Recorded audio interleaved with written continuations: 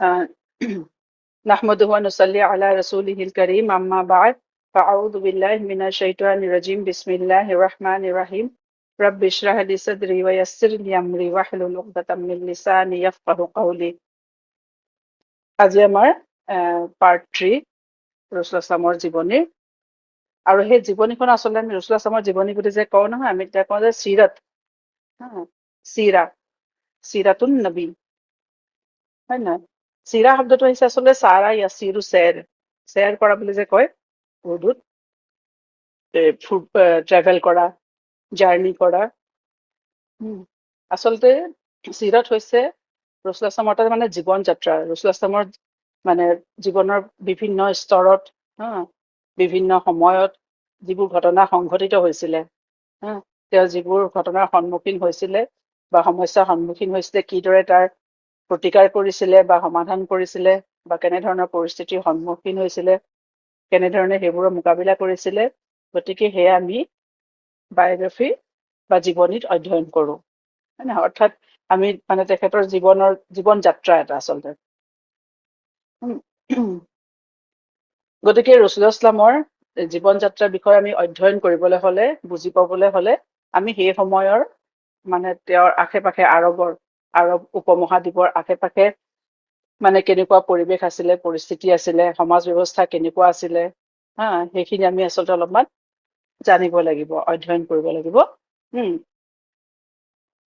আৰু তেতিয়াহে আমি আচলতে বুজি পাম যে কোৰাণখন আল্লাহ তাআলাই মানে আৰবৰ ওপৰত নাজিল কৰা, নবী সাল্লাল্লাহু আলাইহি ওয়াসাল্লামক আৰবী নবী হিচাপে পঠোৱা তাৰ উদ্দেশ্য কি, আৰু তেওঁক মানে আল্লাহ তাআলাই কি মিছন দি পঠাইছিলে, আৰু সেই মিছনত তেখেত কেনেকে সফল হ'ল, সেই সকলোবোৰ তেতিয়া আমি বুজি পাওঁ। আৰু তাৰ কাৰণে আমি অকণমান আৰবৰ যিখিনি হেৰি আছিলে, ধৰ আশে পাশে সেই সময়ৰ পৰিৱেশ আছিলে, সেই বিষয়ে অকণমান জানিব লাগিব।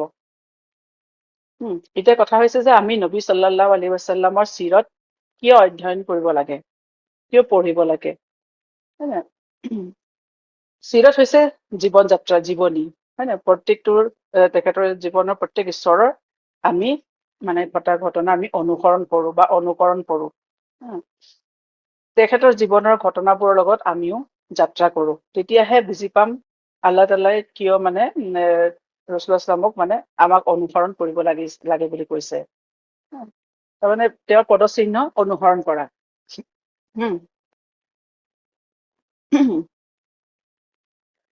গতিকে আমি এইখিনি বস্তু বুজি পাব লাগিব। আৰু এটা কথা হৈছে আমি সিৰত আমি কিয় অধ্যয়ন কৰিব লাগে, নবী সাল্লাল্লাহু আলাইহি ওয়াসাল্লামৰ জীৱনী আমি কিয় পঢ়িব লাগে। প্ৰথম কথাটো হৈছে যে আল্লাহ সুবহানাহু ওয়া তাআলাৰ নিৰ্দেশ হয়, আমাৰ কাৰণে হুকুম হয় যে ৰাসূলুল্লাহ সাল্লাল্লাহু আলাইহি ওয়াসাল্লামক তোমালোকৰ কাৰণে মই শ্ৰেষ্ঠ নিদৰ্শন হিচাপে পঠিয়াইছো, আৰু তোমালোকে তেওঁক নিজৰ আদৰ্শ হিচাপে গ্ৰহণ কৰা। এই বিষয়ে আল্লাহ তাআলাই কোৰাণ শৰীফত কৈছে যে ওয়ালাকাদ কানা লাকুম ফি ৰাসূলিল্লাহি উসওয়াতুন হাসানা। উসৱা হৈছে যে মানে যাক অনুকৰণ মানে কৰিবলগীয়া, অনুকৰণীয়, আৰু হাসানা পাৰফেক্ট। গতিকে ৰাসূলুল্লাহ সাল্লাল্লাহু আলাইহি ওয়াসাল্লাম তেখেত হৈছে আমাৰ কাৰণে পাৰফেক্ট এক্সাম্পল টু ফলো, মানে তেখেত শ্ৰেষ্ঠ নিদৰ্শন, যাক আমি জীৱনৰ সকলো ক্ষেত্ৰতে আমি তেখেতক আদৰ্শ হিচাপে ল'ব লাগে।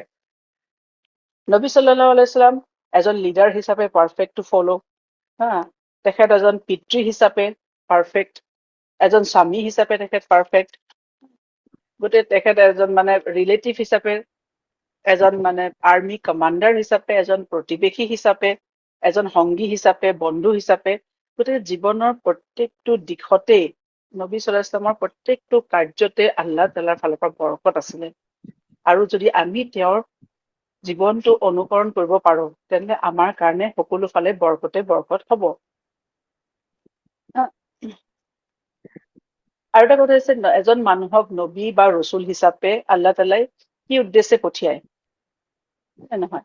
আল্লাহ মানুহৰ মাজৰ পৰা এজন নবী চিলেক্ট কৰে যাতে মানুহে তেখেতক অনুসৰণ কৰিব পাৰে, অনুকৰণ কৰিব পাৰে।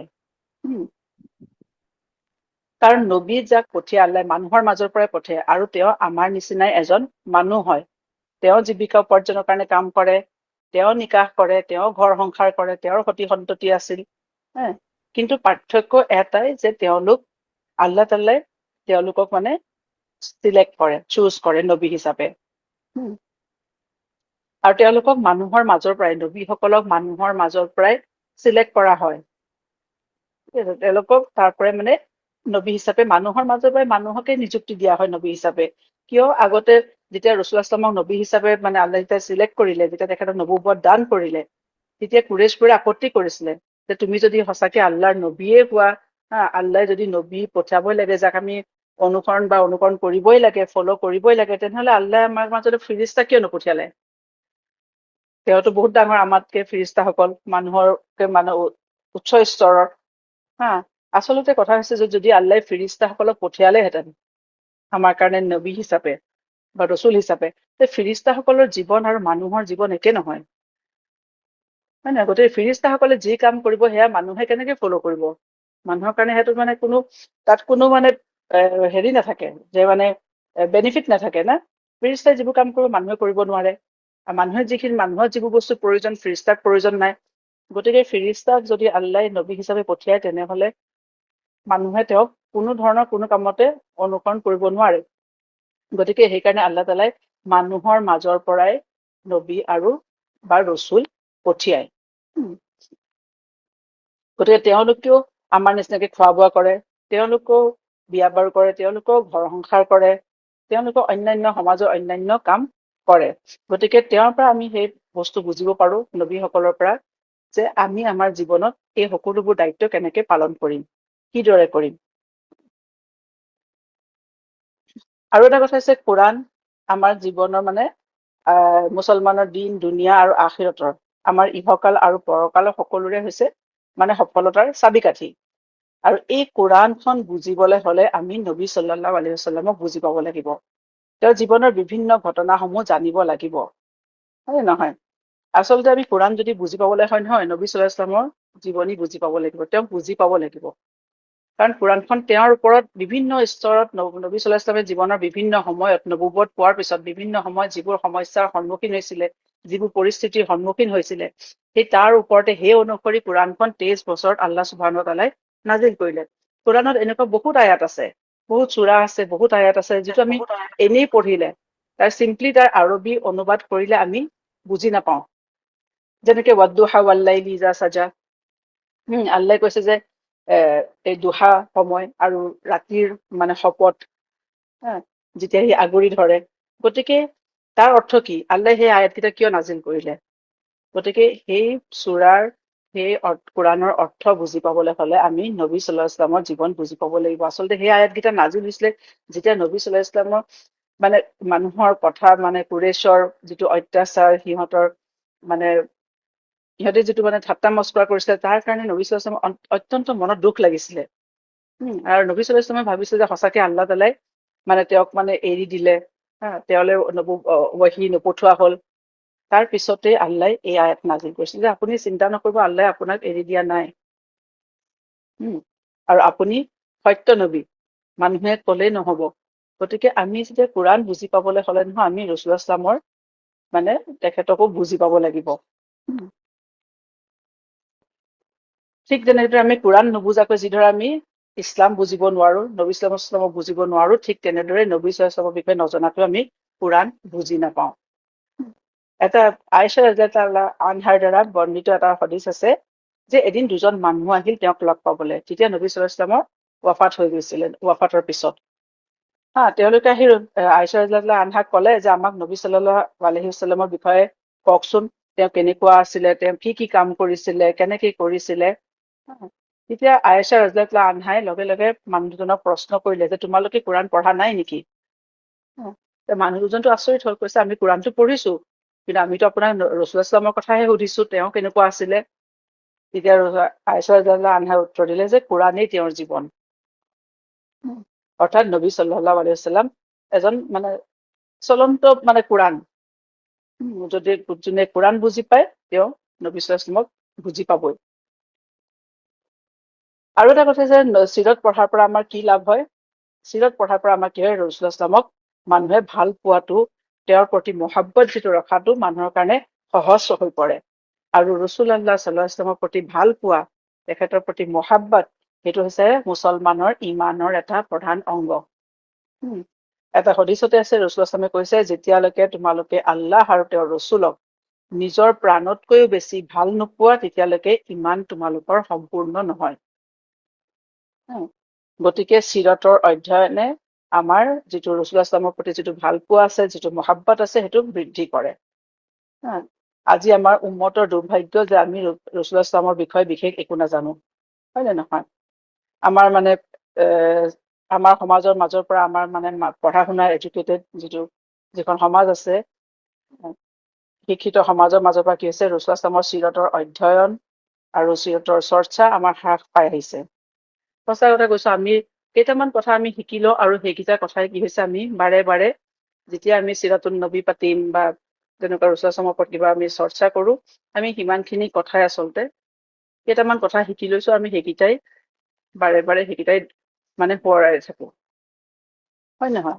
গতিকে আমাৰ ল'ৰা ছোৱালীবোৰে নাজানে যে নবী সাল্লাল্লাহু আলাইহি ওয়াসাল্লাম কোন আছিলে, আমাৰনো শেষ নবী কোন, তেওঁ কেতিয়া নবুৱত পাইছিলে, ৱাহী কিদৰে আহে, তেনেকুৱা ধৰণৰ কথাবোৰৰ লগত আমাৰ মুছলিম ল'ৰা ছোৱালীৰ কোনো সম্বন্ধ নাই, সিহঁতি কোনেও গম নাপায়।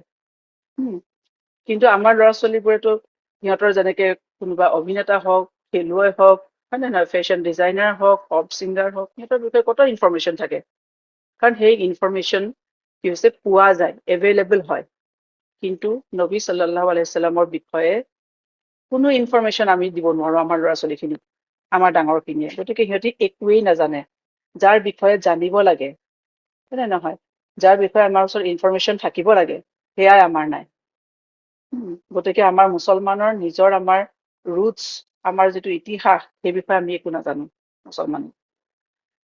গতিকে আজি মুছলমানৰ আমাৰ যিটো মানে মুছলমানৰ কি কম এতিয়া, যে শিপাডাল একেবাৰে কমজোৰ, হয় নে নহয়? কাৰণ আমি একোৱেই নাজানো, যিটো আমি জানিব লাগে, যিটো আমাৰ প্ৰধান বস্তু আমাৰ জীৱনৰ, আমি সেইটোৱে নাজানো। গতিকে নবী সাল্লাল্লাহু আলাইহি ওয়াসাল্লামৰ বিষয়ে আমি যিমান অধ্যয়ন কৰিম, তেওঁৰ প্ৰতি আমাৰ ভাল পোৱা বৃদ্ধি পাব, আমাৰ ইছলাম আমাৰ বুজাত সহায় হ'ব। আৰু এটা কথা, নবী সাল্লাল্লাহু আলাইহি ওয়াসাল্লামৰ জীৱনী অধ্যয়নে আমাৰ মনত আশা দিয়ে, হোপ দিয়ে। জীৱনৰ বিভিন্ন স্তৰত বিভিন্ন সময়ত সন্মুখীন হোৱা সমস্যাৰ মোকাবিলা কৰিবলৈ আমাক শক্তি দিয়ে মানুহক। জীৱনটোতো আল্লাই কোৱা নাই যে একদম আৰামৰ জীৱন, কোনো ধৰণৰ কোনো মানে ঘাত প্ৰতিঘাত নাহিব জীৱনত, চব আহিব জীৱনত, কিন্তু সেইবোৰ আমি কি ধৰণে সমাধান কৰিম, সেই সমস্যাবোৰ কি ধৰণে আমি মোকাবিলা কৰিম, সেয়ে আমি চাম নবী সাল্লাল্লাহু আলাইহি ওয়াসাল্লামৰ জীৱনীৰ পৰা। ৰাসূলুল্লাহ সাল্লাল্লাহু আলাইহি ওয়াসাল্লামৰ জীৱনী মানে অত্যন্ত সংঘাতেৰে পৰিপূৰ্ণ। তেওঁৰ জীৱন কোনো আৰামৰ জীৱন নাছিলে, কিন্তু তাৰ অৰ্থ এইটো নহয় যে তেওঁ মানে কান্দি কাটি হুলস্থুল কৰি গোটেই জীৱনটো পাৰ কৰিলে, যে মোৰে ইমান কষ্ট কিয় হ'ল, নহয়। সাহাবাসকলে কয়, আমি নবী সাল্লাল্লাহু আলাইহি ওয়াসাল্লামতকে হাঁহি মুখীয়া মানুহ পৃথিৱীত দেখা নাই। কিন্তু তেওঁৰে পৰীক্ষাত, ৰসুলকে পৰীক্ষা আল্লাই সকলোতকে বেছি কৰে। তেওঁ যেতিয়া আল্লাই জীৱনৰ প্ৰথমটো হেৰি দিছে, যে বদৰৰ যুদ্ধত আল্লাই যেতিয়া বিজয় কৰিছে, সেই সময়তে তেওঁৰ এগৰাকী জীয়েক মদিনাত ঢুকাইছে, আৰু ৰাসূলুল্লাহ সাল্লাল্লাহু আলাইহি ওয়াসাল্লামে আহি সেই ছোৱালী নিজৰ জীয়েকৰ জানাজাও নাপালে। গতিকে নবী সাল্লাল্লাহু আলাইহি ওয়াসাল্লামে আমাক মানে শিকায়, তেওঁৰ জীৱনৰ পৰা আমি শিকিম যে আমি জীৱনৰ প্ৰত্যেকটো সংঘাত, প্ৰত্যেকটো সমস্যা, প্ৰত্যেক পৰিস্থিতি আমি কিদৰে সন্মুখীন হ'ব লাগে। আৰু এটা কথা, নবী সাল্লাল্লাহু আলাইহি ওয়াসাল্লামৰ সমগ্ৰ জীৱনটোৱে হৈছে এটা মিৰাকেল। তেখেতৰ জীৱনটোৱে নিজে এটা মিৰাকেল, এটা মুআজ্জাজা বুলি যে কয়, এটা মুআজ্জাজা হয়। আমাৰ কল্পনাৰ বাহিৰৰ এটা জীৱন। সঁচাকে চাবলৈ গ'লে চাবচোন, ক'ত মৰুভূমিৰ মাজত জন্ম, পিতৃ মাতৃহীন, কোনো আনুষ্ঠানিক শিক্ষা নাই, এজন ভেড়া চৰোৱা মানুহ, আৰু সেই সময়ত এনেকুৱা ঠাইত জন্ম হৈছিলে তেওঁৰ, যিখন ঠাইৰ কোনো মানে একেবাৰে অনুন্নত ঠাই এখন, তাৰ কোনো সভ্যতা, সংস্কৃতি, সাহিত্য একো নাই, একেবাৰে আনচিভিলাইজড এখন ছচাইটিত নবী সাল্লাল্লাহু আলাইহি ওয়াসাল্লামৰ জন্ম হৈছিলে। আৰু সেইখন ছচাইটিৰ বিষয়ে মানুহে নাজানিছিলো বিশেষকে, কিন্তু সেই আৰৱ সমাজৰ দুইফালে, পূব দিশত আছিলে পাৰস্য সাম্ৰাজ্য, মানে যিটো চিভিলাইজেশ্যন, এটা উন্নত সেই সময়ৰ সভ্যতা, আৰু পশ্চিম ফালে আছিলে আপোনাৰ এইটো ৰোমান সাম্ৰাজ্য। তাৰ মাজতে আৰৱ জাতি, না সিহঁতৰ কোনো মানে হেৰি শৃংখলাবদ্ধ আইন ব্যৱস্থা আছিলে, না সিহঁতৰ সাহিত্য সংস্কৃতিৰ ফালৰ পৰা সিহঁতি উন্নত, না সিহঁতৰ ডাঙৰ ডাঙৰ কিবা বিল্ডিং মনুমেণ্ট একোৱেই নাই সিহঁতৰ। এটা মৰুভূমিৰ মাজত বেডুইন জাতি, অঘৰী জাতি ঘূৰি ফুৰে। তাৰ মাজত নবী ইছলামক আল্লাই পঠিয়ালে, তাৰ মাজৰ পৰা উঠালে আল্লাই।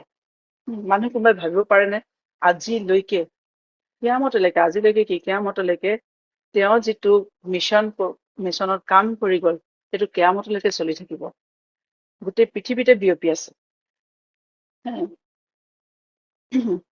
গতিকে এই দুই সভ্যতাৰ মাজত যে ৰোমান চিভিলাইজেশ্যন আৰু পাৰ্চিয়ান যিটো চিভিলাইজেশ্যন, তাৰ মাজত অৱস্থিত আৰব উপমহাদ্বীপৰ মানুহবোৰ কেনেদৰে আছিল? সিহঁতৰ মৰুভূমিৰ শুকান অঞ্চল, নাতো কোনো খেতি বাতি হয়, না কোনো উৎসৱ বিল্ডিং আছে, না কোনো মানে শৃংখলাবদ্ধ সিহঁতৰ শাসন ব্যৱস্থা আছে, আইন ব্যৱস্থা আছে। সৰু সৰু কবিতা আছিলে, যাক যেতিয়া মন যায় মানে আক্ৰমণ কৰে।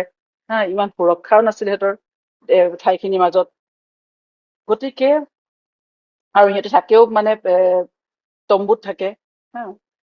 গতিকে তেনে এখন ঠাইৰ পৰা কোনো ভাবিবই নোৱাৰে যে এজন মানুহে সেই ঠাইত জন্ম লাভ কৰা এজন মানুহে সমগ্ৰ পৃথিৱীতে চিন্তাৰ এক জোৱাৰ সৃষ্টি কৰিব। গোটেই আৰব জাতিটোক তেওঁ সলনি কৰি দিব। আৰব জাতিৰ গোটেই জীৱনটোৱে তেওঁ সলনি কৰি দিলে। গতিকে নবী সাল্লাল্লাহু আলাইহি ওয়াসাল্লামৰ জীৱনটো এটা মুআজিজা হয়, এটা মিৰাকেল হয়। এজন নিৰক্ষৰ মানুহ, সমগ্ৰ মানৱ জাতিৰ শিক্ষক। তেওঁ এজন নিপুণ সুদক্ষ নেতা, শাসক, সেনাধ্যক্ষ, সকলো দিশতে তেওঁ মানে সফল। গতিকে কোনে শিকালে তেওঁক এইবোৰ? সেই মৰুভূমিৰ মাজত থাকিতো শিকাৰ কোনো মানে সুবিধাই নাছিলে, কোনো স্কোপেই নাই, হয় নে নহয়? ক'ৰ পৰা পালে তেওঁ এই শিক্ষা, এই ট্ৰেইনিং, প্ৰশিক্ষণ? আজিও উন্নত দেশসমূহে নবী সাল্লাল্লাহু আলাইহি ওয়াসাল্লামৰ যিবোৰ পলিচি আছিলে, যিবোৰ military policy, war tactic, business policy, তেওঁলোকে অধ্যয়ন কৰে। পৃথিৱীৰ এডভান্স দেশসমূহে, আৰু আমি মুছলমানে সেই অধ্যয়ন আমি বাদ দিলো। গতিকে সেই এখন আনচিভিলাইজড ইলিটাৰেট ছচাইটিত যেতিয়া নবী সাল্লাল্লাহু আলাইহি ওয়াসাল্লাম আহিলে, তেওঁ যি শিক্ষা দি থৈ গ'ল, সেই শিক্ষাৰে শিক্ষিত হয় 50 বছৰৰ ভিতৰতে সিহঁতি এটা সুসভ্য জাতিত, এটা বাৰ্বাৰিক জাতি, বৰ্বৰ জাতি, এটা সুসভ্য জাতিলৈ পৰিগণিত হ'ল। আৰু প্ৰায় 100 বছৰৰ ভিতৰত সেই কেইজনমান নবী সাল্লাল্লাহু আলাইহি ওয়াসাল্লামৰ শিক্ষাৰে শিক্ষিত কেইজনমান মুছলমানে সমগ্ৰ পৃথিৱীতে ইছলাম বিয়পাই দিব পাৰিলে। এটা সময়তো এনেকুৱা হৈছিলে মানে মক্কাত থকা সময়ত যে সেই কেইজনমান মানুহ আৰু কুৰেইছৰ এনেকুৱা অত্যাচাৰ যে এনেকুৱা লাগে যে এই মানুহখিনি মৰি শেষ হৈ যাব, আৰু এই মানে ইছলামৰ নাম কবলৈ বা ইছলামৰ নাম লবলৈ পৃথিৱীত মানুহে নাথাকিব। গতিকে এই নবী সাল্লাল্লাহু আলাইহি ওয়াসাল্লামৰ জীৱনটো, ৰাসূলুল্লাহ সাল্লাল্লাহু আলাইহি ওয়াসাল্লামৰ জীৱনটো নিজে এটা মিৰাকল। গতিকে আমি এই বিষয়ে জনা উচিত। তেওঁ এজন ভিজনেৰী লিডাৰ আছিলে, হয় নাই? গতিকে আমি দেখা পাওঁ যে, আৰু সেই যিখন সমাজত পঠিয়াইছিলে আল্লাহ তাআলাই, সেইখন এখন চবতকে নৈতিকভাৱে মানে স্খলিত সমাজ। কোনো মৰেলিটি সিহঁতৰ নাছিলে সেই সমাজখনত। গতিকে তেনে এখন সমাজ তেওঁ শুধৰাই পেলালে। গোটেই আৰব উপমহাদ্বীপ, তাত যিমান আৰব কবিলা আছিলে তেওঁ সকলোকে শুধৰালে। তাৰপিছত গোটেই সেই মানুহখিনি নি গোটেই মানে পৃথিৱীতে ইছলাম, সিহঁতি ৰাসূলুল্লাহ ইছলামৰ যিটো শিক্ষা আছিলে সিহঁতি বিয়পাই দিলে। গতিকে আমি দেখা পাওঁ যে মানুহে সমাজখন শুধৰাবলৈ এজন চৰিত্ৰবান মানুহে যথেষ্ট। এজন মানুহে যথেষ্ট, হয় নাই? আমি যি কওঁ নহয় গোটেই সমাজখন বেয়া হৈছে, এজন মানুহ ঠিক হৈ কি হ'ব? এজন আল্লাহে ৰাসূলুল্লাহ ইছলামৰ যোগেদি আমাক দেখুৱাই দিছে এজন মানুহে যথেষ্ট। কেৱল লাগে মানে মানুহৰ তেওঁৰ মাজত এটা নিষ্ঠা লাগে, মানুহৰ একাগ্ৰতা লাগে, আৰু কাম কৰাৰ মানে স্পৃহা থাকিব লাগিব, আৰু আনৰ কাৰণে এটা দৰদী মন লাগে মানুহক। তেতিয়া মানুহে কাম কৰিব পাৰে, নহলে মানুহে একো কৰিব নোৱাৰে। আৰু সেইটোৱে আল্লাহে মুছলমানৰ পৰা আল্লাহে সেইটোৱে আশা কৰে আচলতে।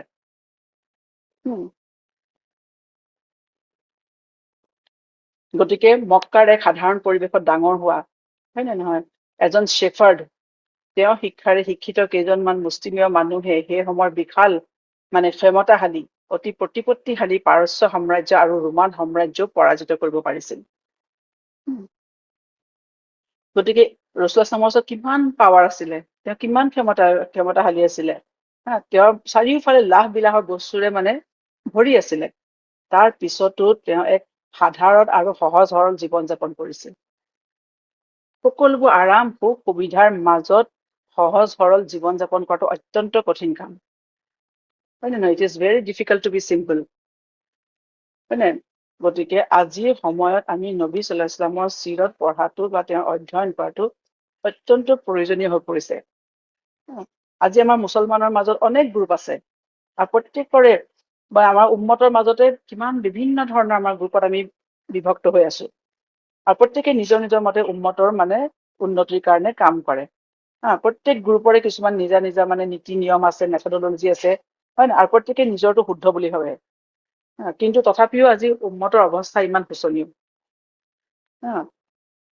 গতিকে আজি যদি মুছলমানে নিজৰ অৱস্থাৰ উন্নতি কৰিব বিচাৰে, আগৰ মান সন্মান যদি ঘূৰাই বিচাৰে, হয় নে নহয়?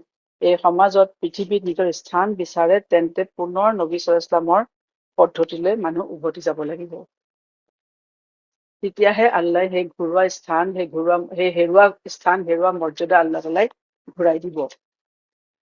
হয় নে? মানুহে কোৰআন আৰু নবী সাল্লাল্লাহু আলাইহি ওয়াসাল্লাম, এই দুই বাহিৰে আমি যিমান মানুহে চেষ্টা কৰি থাকক, এই দুই বাহিৰে মানুহে যিমান নিজৰ প্লেন প্ৰগ্ৰেম বনাই থাকক, মানুহৰ অৱস্থাৰ উন্নতি নহয়। কাৰণ মানুহৰ যিটো সফলতাৰ আচল যিটো তৰিকা, সেইটো আল্লাহ ৰসুল ইছলামৰ জৰিয়তে আমাক শিকাইছে। আৰু তেওঁৰ জীৱনটো আমি চাওঁ, ৰসুল ইছলামৰ তেওঁৰ জীৱনটো আৰম্ভ হৈছে শূন্যৰ পৰা আৰম্ভ হৈছে। কোনেও ক'ব নোৱাৰে তেওঁ যে এজন খুব ক্ষমতাশালী মানুহ আছিলে, বা তেওঁৰ একেবাৰে ৰজাৰ পুতেক আছিলে, সেইকাৰণে তেওঁ ইমানখিনি মানুহক ইনফ্লুৱেঞ্চ কৰিব পাৰিছিলে, সেয়া নহয়। তেওঁ নিজৰ সাধাৰণ পৰিৱেশত জন্ম হোৱা, তেওঁ নিজৰ কাম কাজেৰে মানুহক শিকাই থৈ গ'ল কেনেকে মানুহে পৃথিৱীত কাম কৰিব লাগে। আৰু দ্বিতীয়তে আমি মানুহে কি হৈছে, আমি সদায় মানুহৰ পৰা মান বিচাৰো, সন্মান, ইজ্জত, হয় নে নহয়, বৰকত।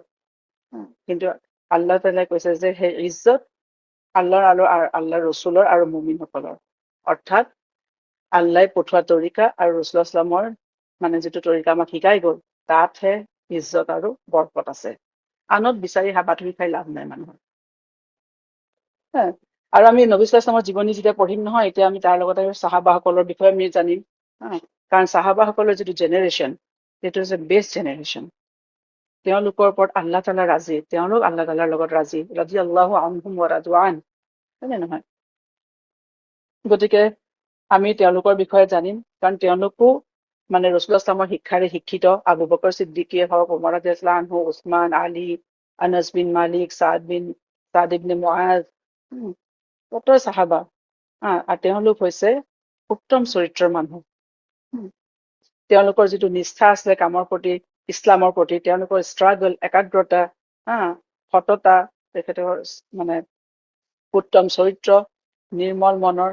গতিকে যাক আল্লাহ চিলেক্ট কৰিলে, এইসকল মানুহক, এইসকল চাহাবাক ৰসুল ইছলামৰ সংগী হবলৈ, তেখেতৰ মিছনত অংশীদাৰ হবলৈ, পাৰ্টনাৰ হিচাপে, গতিকে তেওঁলোকৰ জীৱনো আমাৰ কাৰণে অনুকৰণীয়। আৰু যেতিয়া আমি ৰসুল ইছলামৰ চিৰত পঢ়িম, তেতিয়া আমি এই চাহাবাসকলৰ বিষয়েও জানি গৈ থাকিম। আৰু এটা কথা, আজিৰ যুগত মুছলমানৰ বিৰুদ্ধে বা নবী সাল্লাল্লাহু আলাইহি ওয়াসাল্লামৰ বিৰুদ্ধে কত প্ৰপেগাণ্ডা। আৰু নবী সাল্লাল্লাহু আলাইহি ওয়াসাল্লামৰ বিৰুদ্ধে যিবোৰ প্ৰপেগাণ্ডা, সেইটো আজিৰে নহয়। যেতিয়াৰ পৰা ৰসুল ইছলামে নবুৱত পাইছে, মুহাম্মদ সাল্লাল্লাহু আলাইহি ওয়াসাল্লামে নবুৱত পাইছে, তেতিয়াৰ পৰা, নবুৱতৰ আৰম্ভণিৰ অৱস্থাৰ মানে আৰম্ভণিৰ পৰাই এই প্ৰপেগাণ্ডা, হয় নে নহয়? আজি আমি মুছলমানে লাজ পাওঁ, আমি তলমূৰ কৰি মনে মনে থাকো। আমি ভাবো যে কোনোবা আহিব আৰু আমাক উদ্ধাৰ কৰিব। কোনেও নকৰে আচলতে। মানুহে নিজকে নিজে ডিফেণ্ড কৰিব লাগিব। আৰু ইছলামৰ ডিফেণ্ড মুছলমানে নিজেই কৰিব লাগিব। গতিকে নিজকে ডিফেণ্ড কৰিবলৈ হলে নবী সাল্লাল্লাহু আলাইহি ওয়াসাল্লামৰ বিষয়ে, কোৰআনৰ বিষয়ে আমি জানিব লাগিব। ঠিক আছে? এতিয়া কথা হৈছে যে আমি চিৰত যে পঢ়িম, চিৰতৰ হেৰিটো মই ক'ৰ পৰা আমি মানে চিৰতৰ মানুহে বিভিন্ন সময়ত মানুহে ৰসুল ইছলামৰ জীৱনী লিখিবলৈ চেষ্টা কৰিছে আৰু লিখিছেও, বহুত ৰিচাৰ্চ হৈছে। কিন্তু তেওঁলোকে ৰসুল ইছলামৰ চিৰতৰ কাৰণে ক'ৰ পৰা মানে তথ্য আহৰণ কৰে, তথ্য যুগুত কৰে, হয় নাই? ৰসুল ইছলামৰ চ'ৰ্চ অফ দা চিৰাজ, প্ৰথম চ'ৰ্চটোৱে হৈছে কোৰআন। কাৰণ কোৰআন অৱতীৰ্ণ হৈছিলে ৰসুল ইছলামৰ জীৱনৰ সংঘটিত ঘটনাৰ লগত মানে সংগতি ৰাখি পেলাই, হয় নে নহয়? গতিকে কোৰাণ পঢ়িলেহে কোৰাণৰ দ্বাৰা আমি ৰাসূলুল্লাহ সাল্লাল্লাহু আলাইহি জীৱন যাত্ৰাৰ বিষয়ে আমি সম্পূৰ্ণভাৱে বুজি পাব পাৰো। তাৰপিছত ছেকেণ্ডটো হৈছে হাদিছ। হাদিছত হৈছে আমি হাদিছৰ পৰা আমি ৰাসূলুল্লাহ সাল্লাল্লাহু বিষয়ে আমি গম পাওঁ। তেখেতৰ হাদিছ হৈছে তেখেতৰ জীৱনত ঘটা বিভিন্ন ঘটনাসমূহৰ মানে সমাহাৰ। গতিকে হাদিছো আমাৰ এটা প্ৰাইমেৰী চ'ৰ্চ হয় ৰাসূলুল্লাহ সাল্লাল্লাহু জীৱনী অধ্যয়ন কৰাৰ। তাৰপিছত আছে বিভিন্ন সময়ত বিভিন্ন স্কলাৰে লিখা তেখেতৰ ওপৰত ৰাসূলুল্লাহ সাল্লাল্লাহু ওপৰত মানে লিখা তেখেতৰ জীৱনচৰিত। তাৰে ভিতৰত এজন হৈছে আমি পাওঁ মানে একদম সৰ্বপ্ৰথম আছিলে আব্দুল্লাহ আব্বান ইবনে উছমান, তেওঁ উছমান বিন আফফানৰ পুতেক। তাৰপিছতে উৰৱা ৰাদিয়াল্লাহু আনহু। তাৰপিছতে আমি পাওঁ যিজন সৰ্বপ্ৰথম মানে ৰাসূলুল্লাহ সাল্লাল্লাহু চিৰতৰ ওপৰত চিৰত কালেক্ট কৰিছিলে হৈছে ইবনে হিচাম। তাৰপিছত তেওঁৰ পৰাই বহুতে মানে লয়, যেনেকে ইবনে ইছাক হওক, তেওঁলোকে ইবনে হিচামৰ পৰাই হেৰি কৰে তেখেতৰ যিখন ৰাসূলুল্লাহ সাল্লাল্লাহু চিৰত হেৰি কৰিছিলে। আজি বৰ্তমান সেইখন নাই ইবনে হিচামখন, এতিয়া ইবনে ইছাকখন আছে, ঠিক আছে, সেইখন আৰবী ভাষাত লিখা। তাৰপিছতো বিভিন্ন সময়ৰ বিভিন্ন হেৰি মানে ৰাসূলুল্লাহ সাল্লাল্লাহু সাহাবাসকলৰ ওপৰত যিখিনি লিখা হৈছিলে তাৰ পৰা ৰাসূলুল্লাহ সাল্লাল্লাহু জীৱনৰ মানে চিৰতৰ বিষয়ে মানে তথ্য যুগুত কৰা হয়, তথ্য লোৱা হয়। আৰু বৰ্তমান মই যিটো চিৰতৰ হেৰি কৰিছো মানে এইটো লৈছো ৰাসূলুল্লাহ সাল্লাল্লাহু জীৱনীৰ ওপৰত, সেইখন হৈছে যে ছফিউৰ ৰহমান মুবাৰকপুৰী তেখেতে লিখা এখন মানে হেৰি আৰু ৰাহিকুল মখতুম, সেই কিতাপখনৰ পৰা লৈছো। সেইখন তেখেতে আৰবী ভাষাত লিখিছিলে। তেখেত হৈছে মানে ইণ্ডিয়ান হয়, ছফিউৰ ৰহমান মুবাৰকপুৰী। তেতিয়া 1979 চনত মানে 1979ত মক্কাত হেৰি কৰিছিলে, এইখন কি কয় আপোনাৰ মুছলিম ৱৰ্ল্ড লীগ। সিহঁতে এখন পৃথিৱীজোৰা ৱৰ্ল্ড ৱাইড এটা কম্পিটিশ্যন ৰাখিছিলে, বায়'গ্ৰাফি অফ দ্য প্ৰফেট, ঠিক আছে। তাত নবী সাল্লাল্লাহু আলাইহি ওয়াসাল্লামৰ জীৱনীৰ ওপৰত তেওঁলোকে এখন মানে প্ৰতিযোগিতা ৰাখিছিলে, কম্পিটিশ্যন ৰাখিছিলে ৱৰ্ল্ড ৱাইড। আৰু সেই কম্পিটিশ্যনত ছফিউৰ ৰহমান মুবাৰকপুৰীয়ে তেখেতৰ এই ৰাহিকুল মখতুমখনৰ কাৰণে প্ৰথম পুৰস্কাৰ পাইছিলে। তেখেত মানে তেখেতে জিকিছিলে কম্পিটিশ্যনত, আৰু সেইখনে পিছত উৰ্দু ভাষালৈ ইংলিছলৈ ট্ৰান্সলেট কৰা হৈছে, অনুবাদ কৰা হৈছে। আৰু মোৰ বেচিকেলি মই চিৰতৰ হেৰিটো প্ৰিপেয়াৰ কৰিছো সেইখন কিতাপৰ পৰাই। আৰু তাৰ উপৰিও মই হাদিছৰ পৰাও লৈছো, সহিহ বুখাৰী হওক, মুছনাদ আহমদ হওক, ঠিক আছে। এতিয়া আমি চাওঁ যে আৰবৰ যিটো মানে ইতিহাসটো, হয় নহয়, কোৰাণৰ অৱতীৰ্ণ সময়ত নবী সাল্লাল্লাহু আলাইহি ওয়াসাল্লামৰ মানে জীৱনী, এই বিষয়ে বুজিবলৈ আমি সেই সময়ত আৰবৰ বিষয়ে আচলতে বুজি পাব লাগিব। আৰব মানে হৈছে যে লিংগুইষ্টিকেলি আৰব হৈছে যিটো সেইটো আৰব বুলি কোৱা হয়, সেইটো হৈছে শুকান ঠাই, মৰুভূমি আৰু মানে অনুৰ্বৰ মাটি, য'ত পানী নহয়, পানী দুনি নাই, খেতি বাতি নহয়, তেনেকুৱা ঠাইক সিহঁতি আৰব বুলি কোৱা হয়, অৰ্থাৎ বাৰেন লেণ্ড উইদাউট ৱাটাৰ এণ্ড ভেজিটেশ্যন। চ' আৰব মহাদ্বীপৰ যিটো উপমহাদ্বীপৰ যিটো অৱস্থান আছিলে চাৰিসীমা, হয় নাই, তাৰ পূবত আছে পাৰ্চিয়ান আৰবিয়ান গাল্ফ বা Persian gulf, gulf of Oman. তাৰপিছতে দক্ষিণত আছে আৰৱ সাগৰ, যিটো ইণ্ডিয়ান অ'চেনৰ এটা পাৰ্ট হয়। পশ্চিমত আছে ৰেড চি, লোহিত সাগৰ বুলি যিটো কওঁ আমি। আৰু উত্তৰত আছে চিৰিয়া আৰু ইৰাকৰ এটা পাৰ্ট। গতিকে এই আৰৱ উপমহাদ্বীপ, আৰৱ পেনিনচুলা, চাৰিওফালৰ পৰা কি হৈছে, মৰুভূমিৰে আগুৰা। আৰু এই যে মৰুভূমিৰ আগুৰা চাৰিওফালে, এইটো সেই অঞ্চলৰ মানুহখিনিৰ কাৰণে এটা আশীৰ্বাদ স্বৰূপ আছিলে। কাৰণ এই মৰুভূমি সিহঁতৰ কাৰণে বাহিৰৰ শত্ৰুৰ আক্ৰমণৰ পৰা সিহঁতক সুৰক্ষা প্ৰদান কৰে। দুৰ্গৰ দৰে মৰুভূমিখনে সিহঁতৰ চাৰিওফালৰ পৰা আগুৰি আছিলে। সেই সময়তে সিহঁতৰ গাতে লাগি থকা দুখন ডাঙৰ সাম্ৰাজ্য, ৰোমান আৰু পাৰস্য, কোনো আৰব আক্ৰমণ কৰিবলৈ চেষ্টা নকৰে, হয় নে নহয়? কাৰণ শুকান গৰম ঠাই, কোনো খেতি বাতি নহয়, তেনেকুৱা ঠাই আক্ৰমণ কৰি সিহঁতি কৰিব কি? সেইকাৰণে আৰবত আমি দেখা পাওঁ যে আৰব জাতিটো কেতিয়াও কাৰো মানে সিহঁতি অধীনত নাছিলে, সিহঁতি কেতিয়াও কাৰো দাস নাছিলে, সিহঁতি সদায় এটা স্বাধীন জাতি। আৰু এই ভৌগোলিক অৱস্থানৰ কাৰণে সিহঁতক আৰু বাহিৰা কোনো শত্ৰুৱে সিহঁতক আক্ৰমণ কৰা নাই। গতিকে সিহঁতি সদায় এটা স্বাধীন জাতি হিচাপে আছিলে আৰবখিনি। গতিকে আৰু এটা কথা, সিহঁতক যিহেতু বাহিৰৰ মানুহে বাহিৰৰ শক্তিয়ে আক্ৰমণ কৰা নাই, গতিকে সিহঁতৰ সভ্যতা সংস্কৃতিৰ ওপৰতো আনৰ প্ৰভাৱ পৰা নাই। সিহঁতৰ নিজৰ যিটো সভ্যতা সংস্কৃতি একদম সেইটো ইনটেক্ট হৈ আছিলে। তাৰপিছতে আৰু এটা কথা আমি চাওঁ যে যিহেতু ভৌগোলিক অৱস্থান যিটো সিহঁতৰ, মানে যিটো লোকেশ্যন সিহঁতৰ, তাৰ পৰা দেখা পোৱা যায় সিহঁতৰ মানে একদম দুখন ডাঙৰ কণ্টিনেণ্টৰ মাজত অৱস্থিত আৰৱ পেনিনচুলা, আৰু তাৰ পৰা সকলো ঠাইলৈকে চি ৰুট আৰু মানে যিটো লেণ্ড ৰুট, জল আৰু স্থলপথ, সকলো ফালৰ পৰা লিংক আছিলে আৰৱৰ লগত। আৰু সেইকাৰণে আৰৱবোৰ মানে এটা খুব ডাঙৰ, সিহঁতি ব্যৱসায়ী জাতি, হয় নে নহয়? সিহঁতি সকলো ঠাইৰ লগতে সিহঁতৰ ব্যৱসায় বাণিজ্যৰ কাৰণে সিহঁতি যাব পাৰিছিলে। আৰু আমি সেইকাৰণে দেখা পাওঁ সিহঁতি আৰৱ ব্যৱসায়ীবোৰ আমাৰ ইণ্ডিয়ালৈ অহা, আৰৱ ব্যৱসায় আফ্ৰিকালৈ যোৱা, বিভিন্ন ঠাইলৈ সিহঁতি গৈছিলে, কাৰণ সিহঁতৰ যিটো চি ৰুট আৰু লেণ্ড ৰুট আছিলে, সেই গোটেইটো সিহঁতৰ কাৰণে মানে সুচল হেৰি আছিলে, সিহঁতি যাব পাৰিছিলে, একচেছ আছিলে। এতিয়া কথা হৈছে যে সেইকাৰণে সিহঁতি আমি দেখা পাওঁ সিহঁতি সিহঁতি খুব ভাল, সিহঁতি ট্ৰেডমেন আৰু সিহঁতি বিজনেছমেন সিহঁতি। এতিয়া হৈছে বুৰঞ্জীবিদসকলে লিনিয়েজৰ ফালৰ পৰা আৰৱৰ মানুহখিনিক 3 ভাগত ভাগ কৰিছে।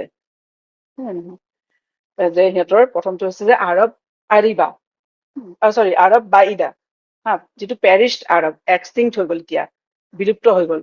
যেনে প্ৰাচীন আৰৱখিনি আছিলে, যাৰ বিষয়ে আমি কোৰাণ শ্বৰীফত পাওঁ আদ, চামুদ, এইখিনি সিহঁতৰ আৰু এতিয়া কোনো তাত হেৰি নাই আৰু ট্ৰেচেছ পোৱা নাযায় আদ চামুদৰ। ঠিক আছে, এইখিনি হৈছে একদম বিলুপ্ত হৈ যোৱা আৰৱখিনি, সিহঁতিও আৰৱে আছিলে। সিহঁতৰ বিষয়ে কোৰাণ শ্বৰীফত আল্লাই বহুতখিনি ঘটনা সিহঁতৰ উল্লেখ কৰিছে, আৰু কোৰাণত যদি উল্লেখ নকৰিলেহেঁতেন সিহঁতৰ কথা মানুহে পাহৰিও গৈছিলে। গতিকে এইখিনি হৈছে আৰৱ বাইদা। তাৰপিছতে দ্বিতীয়টো হৈছে যে আৰৱ আৰিবা, পিয়ৰ আৰবছ। সিহঁতি হৈছে পিয়ৰ আৰৱ, আৰু সিহঁতি বেচিকেলি সিহঁতি য়েমেন চাইডৰ সেই মানুহখিনি, আৰু তেওঁলোকক কাহতানী আৰৱ বুলি জনা যায়। আজিও আছে কাহতানী আৰৱখিনি, চৌদি আৰৱৰ চাউদাৰ্ণ চাইডত এতিয়াও কাহতানী, সিহঁতি একদম অৰিজিনেল আৰবছ, আগৰ একদম। তাৰপিছত হৈছে আৰৱ মুস্তাআৰিবা, আৰবাইজড আৰবছ। ইছমাইল আলী ইছলামৰ নচল, আচলতে ইছমাইল আলী ইছলাম আৰৱ নহয়, ইব্ৰাহিম আলী ইছলাম আৰৱ নাছিলে, তেওঁ ইৰাকৰ আৰ চহৰখনৰ হয়, তেওঁ ইৰাকী হয় আচলতে। তাৰপিছতে ইছমাইল আলী ইছলাম যেতিয়া আহি পেলাই মক্কাত প্ৰতিষ্ঠিত হ'ল, তেতিয়াৰ পৰা তেওঁলোকক আৰৱ হিচাপে হেৰি কৰা হয়। গতিকে সেই ইছমাইল আলী ইছলামৰ নচলৰ যিখিনি মানুহ, তেওঁলোক হৈছে আৰৱ মুস্তাৰিবা, আৰু তেওঁলোকক আদনানী আৰৱ বুলি কোৱা হয়। এতিয়াও আদনানী মানুহ আছে। গতিকে যিখিনি পিয়ৰ আৰব সিহঁতি য়েমেনৰ চাইডৰ। গতিকে আমি এতিয়া বৰ্তমান যিখিনি পাম, এক হৈছে আৰৱ আৰিবা আৰু আৰৱ মুস্তাৰিবা, পিয়ৰ আৰবছ আৰু আৰবাইজড আৰব। গতিকে যিখিনি আৰবাইজড আৰব মুস্তাৰিবা, যিখিনি ইছমাইল আলী ইছলামৰ নচলৰ হয়, তেওঁলোকৰ ইতিহাস গৈ পেলাই তেওঁলোকৰ great grand father Ibrahim Ali ইছলামত লাগিছেগৈ। গতিকে ইব্ৰাহিম আলী ইছলাম হৈছে আৰ্জ নামৰ চহৰখনৰ, ইউফ্ৰেটাছ নদীৰ পাৰৰ ইৰাকৰ এখন চহৰ, তাৰ কুফাৰ ওচৰ অৱস্থিত এই চহৰখন। গতিকে এতিয়া যেতিয়া তাৰ খনন কাৰ্যত এই চহৰখনৰ বিষয়ে যথেষ্ট তথ্য আৱিষ্কাৰ হৈছে, ইব্ৰাহিম আলী ইছলামৰ বিষয়েও, তেওঁৰ পৰিয়ালৰ বিষয়ে, সেই সময়ৰ ধৰ্ম সমাজ ব্যৱস্থাৰ বিষয়ে বহুতো তথ্য আৱিষ্কাৰ হৈছে বৰ্তমান এই চহৰখনত। গতিকে ইব্ৰাহিম আলী ইছলামৰ যেতিয়াহে আমি জানো ঘটনাটো যে তেওঁ জুইত যেতিয়া পেলাই দিয়া হৈছিলে তেওঁৰ চহৰৰ মানুহখিনিয়ে, তেতিয়া সেই ঘটনাৰ পিছত ইব্ৰাহিম আলী ইছলামে নিজৰ চহৰখন এৰি হাৰানৰ ফালে গুচি যায়। তাৰপিছত তেওঁ ফিলিস্তিন বা পেলেষ্টাইনলৈ যায়। তাৰপিছত তেওঁ আৰু সেই পেলেষ্টাইনতে তেওঁ নিজৰ মৰ্কজ বনায় কামৰ কাৰণে। ঠিক আছে, তেখেতে নিজৰ কামৰ মৰ্কজ বনায়, আৰু তাত পৰাই তেওঁ কাম কৰিছিলে পেলেষ্টাইনৰ পৰাই, আৰু তাৰ আশে পাশে থকা ঠাইখিনিলে তেওঁ প্ৰায় ভ্ৰমণ কৰিবলৈ যায়। গতিকে এইখিনি আমি, আৰু তেওঁৰ লগত তেওঁ যেতিয়া নিজৰ চহৰখন এৰি থৈ আহে, তেতিয়া কি হৈছে, তেওঁৰ লগত তেওঁৰ পত্নী চাৰা আৰু তেওঁৰ ভতিজাক লুত আলী ইছলামো আহে। গতিকে এই সূত্ৰে তেওঁ যেতিয়া নিজৰ পেলেষ্টাইনৰ পৰা তেওঁ যেতিয়া নিজৰ কামৰ কাৰণে বিভিন্ন ঠাইলৈ যায়, সেই সূত্ৰে তেওঁ এবাৰ মিছৰলৈ গৈছিল। নাই মিছৰলৈ যাওঁতে মিছৰৰ ৰজাৰ ফিৰাউনৰ মানে ছাৰাৰ ওপৰত নজৰ পৰিলে। আৰু ছাৰা দেখিবলৈ অত্যন্ত ধুনীয়া আছিলে। হা আৰু তেওঁৰ লগত তেওঁ মানে মিছৰৰ মানে ফিৰাউনে বেয়া কাম কৰিব চেষ্টা কৰিলে। হা কিন্তু আল্লাহ সুবহানাহু ওয়া তাআলাই ছাৰা আলাইহিস সালামৰ কোনো অনিষ্ট হবলৈ নিদিলে। আৰু এতিয়া ফিৰাউনেও বুজি পালে যে ছাৰা এগৰাকী মানে সাধাৰণ নাৰী নহয়। হা আৰু তেওঁ আল্লাহৰ খাস বান্দি মানে।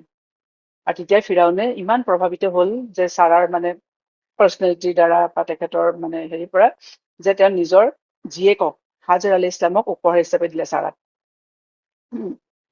আৰু পিছত ছাৰাই কি হৈছে, হাজাৰক ইব্ৰাহিম আলাইহিস সালামৰ লগত বিয়া পাতি দিলে। যিহেতু ছাৰাৰ নিজৰ সন্তান নাছিলে আৰু সেইকাৰণে তেওঁ কি কৰিলে, ইব্ৰাহিম আলাইহিস সালামৰ লগত হাজাৰক বিয়া পাতি দিলে। আৰু সাধাৰণতে আমি পাওঁ যে হাজাৰ আলাইহিস সালাম তেখেতৰ এগৰাকী দাসী হিচাপে জনা যায়, হয় নে নহয়? কিন্তু বিভিন্ন স্কলাৰসকলে মানে পিছত ৰিচাৰ্চ কৰি পেলাই পাইছে, তাৰ ভিতৰত হৈছে কাদি মহম্মদ চুলেইমান মনচুৰ পুৰী।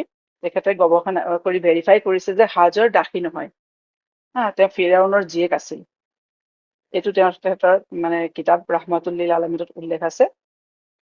ঠিক আছে, গতিকে সেই হাজাৰৰ লগত যেতিয়া বিয়া পাতি দিলে, তেতিয়া সেই মানে ইব্ৰাহিম আলাইহিস সালামৰ এজন ল'ৰা জন্ম হল, ইছমাইল আলাইহিস সালাম। আৰু সেই ইছমাইল আলাইহিস সালামৰ জন্মৰ পিছতে কি হৈছে, জন্ম হোৱাৰ লগে লগে ইফালে ছাৰা তেখেতৰ মানে অলপ হিংসা হল, ঈৰ্ষা হল। যিমানে যি নহওক তেওঁ নিজৰ ইমান দিনে ল'ৰা ছোৱালী নাছিলে। এতিয়া হাজৰৰ হোৱাত তেওঁ হিংসা হল, আৰু তেওঁ এদিন ইব্ৰাহিম আলাইহিস সালামক ক'লে যে তুমি গৈ পেলাই ইহঁতক মানে বেলেগ ঠাইত থৈ আহাগে। আৰু তেতিয়া ইব্ৰাহিম আলাইহিস সালামে কি কৰিলে, হাজাৰ আলাইহিস সালাম আৰু ইছমাইল আলাইহিস সালামক লগত লৈ গল আৰু তেওঁলোকক মক্কাত কাবাৰ ওচৰলে তেওঁলোকক লৈ গল, আৰু তাত তেওঁলোকক এজোপা গছৰ তলত যিটো বৰ্তমানৰ মানে জমজমৰ পানী হেৰি হয়, উৎসটো আছে, তাৰ ওচৰত তেওঁক থলে। আৰু সেই সময়ত মক্কাখনত মানে কোনো নাছিলে, কোনো মানুহ নাছিলে, কাৰণ মক্কাত পানী নাছিলে। গতিকে তাত কোনো মানুহে কোনো মানুহৰ বসতি নাছিলে। ঠিক আছে, আৰু সেই সময়তো মানে কাবাও মানে সেই সময়ত কাবাৰো কোনো চিন চাপ নাছিলে। তাত যে কাবা আছে তাৰ কোনো চিন চাপ নাছিলে, এটা পাহাৰৰ নিচিনা ওখ ঠাই এডোখৰ হৈ আছিলে।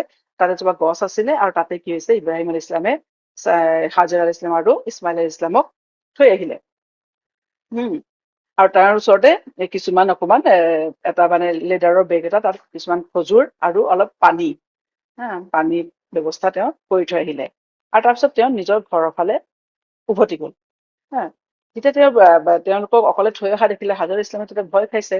তেতিয়া তেওঁ ইব্ৰাহিম আলাইহিস সালামৰ পিছে পিছে তেওঁ দৌৰি আহিলে। যে তুমি আমাক এৰি থৈ তুমি কলৈ গৈ আছা? যে আমাক এইখন কোনো মানুহ দুনুহ নথকা, কোনো এটা জনপ্ৰাণী নথকা এখন ঠাইত আমাক অকলে এৰি থৈ তুমি কলৈ গৈ আছা? ইফালে ইব্ৰাহিম আলাইহিস সালামে খৰকে খোজকাঢ়ি গৈ আছে। তেওঁ গৈ আছে আৰু হাজাৰ ইছলাম তেওঁৰ পিছে পিছে সুধি আছে। কিন্তু ইব্ৰাহিম আলাইহিস সালামে কোনো উত্তৰ দিয়া নাই। হাজাৰ ইছলামে বাৰে বাৰে প্ৰশ্ন কৰিছে যে আমাক ক'ত এৰি থৈ গৈছা, কি কৰিছা? তেওঁ কোনো উত্তৰ দিয়া নাই।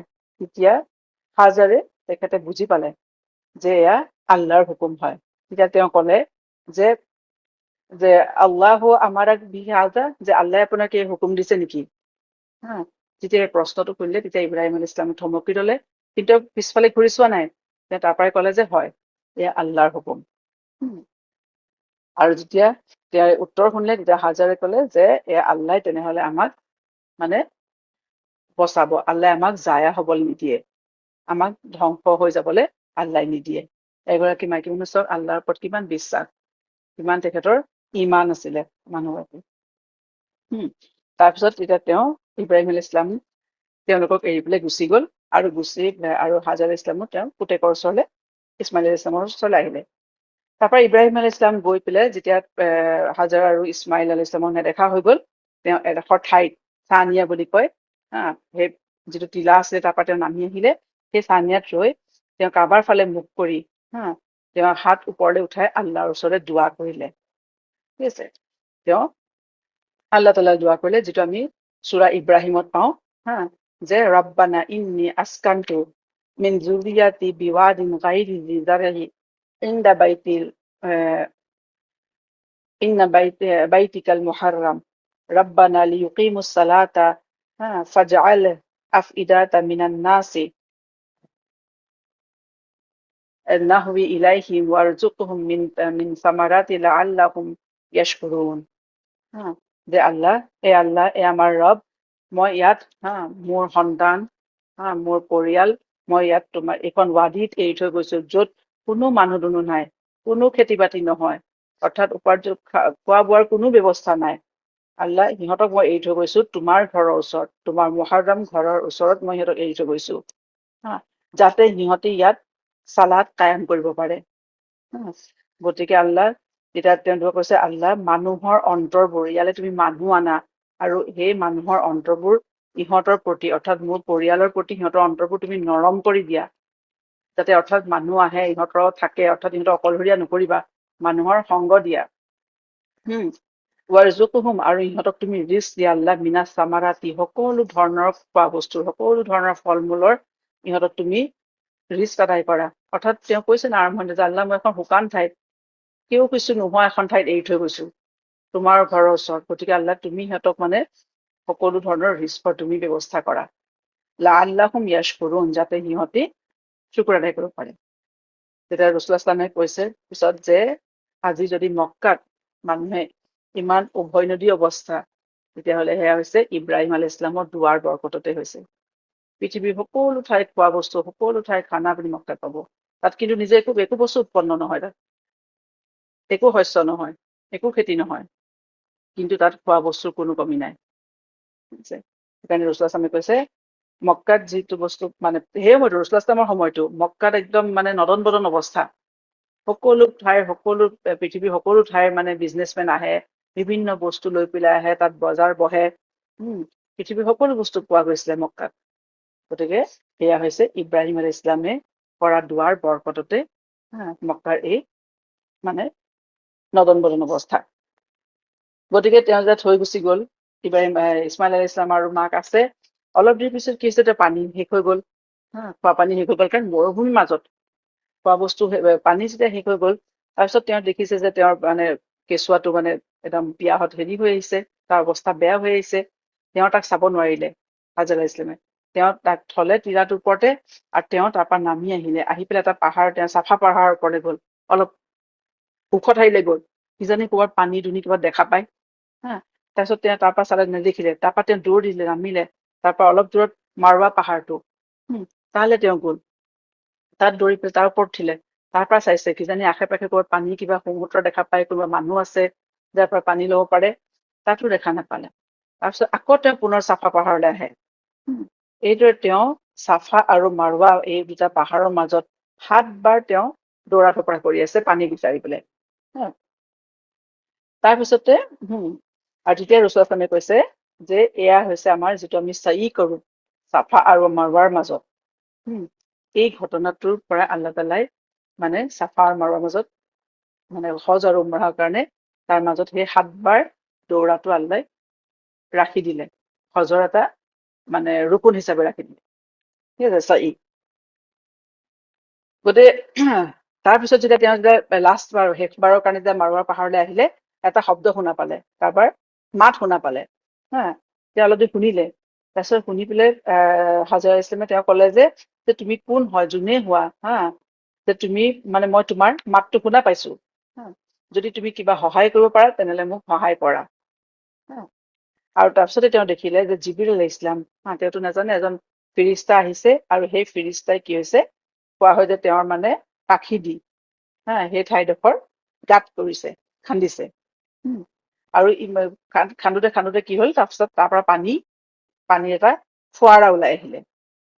ঠিক আছে, তাৰপিছত পানী ফোৱাৰা দেখি তেওঁ ইমান আনন্দিত হ'ল, আৰু তেওঁৰ লগে লগে কি কৰিছে, হাজাৰ ইছলামে তেওঁ সেইডোখৰত এখন পানী য'ৰ পৰা পানী মানে হেৰিটো নিজৰাটো বৈ আহিছে, তেওঁ গাঁত কৰিছে, আৰু তেওঁ নিজৰ পানী হেঁপাহ পূৰালে, নিজেও পানী খালে, তেওঁ প্ৰত্যেককো খোৱালে, আৰু তেওঁৰ নিজৰ যিটো পানী বেগ আছিলে তাতো পানী ভৰালে।